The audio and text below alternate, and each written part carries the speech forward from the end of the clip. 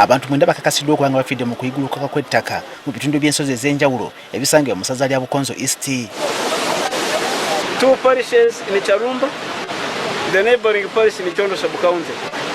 We have so far established that 1 person is dead in this location and 3 others are confirmed dead in the neighboring sub-county. We are yet to establish how many are missing and the search is still going on. Kigambibwa nti obuzibu bwavudde ku nkuba eyatonye okuva ku saawa nga 3 ez'ekiro okutuukira ddala okukeesa obudde. Enzura yatandika kugwa n'amaanyi twatunga landslide za munonga zatwara amazu g'abantu na n'emisiri mbwenu hata ahikugambira ezi saaha abantu bariyo bashobirwe tubiina ekibarakwate.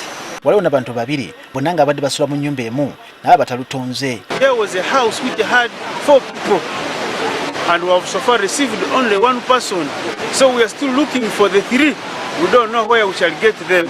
Ssentebe wa disitulikiti ey'Ekasese Elifazi Muhindi awadde abantu abawangaalira mu bitundu bino amagezi okwamuka ebifo bino amangu ddala basobole okutaasa obulamu bwabwe. Kasese is prone to this disaster.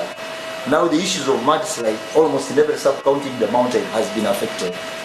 So we need really to alert our people that they need to find refuge in the neighborhood where it is safer than where they are staying. Encouraging all those people who are living in the steep areas to get out of their homes, assemble at the neighboring churches which are safer, and at the primary schools which are having much safer compounds, so that help will find them there.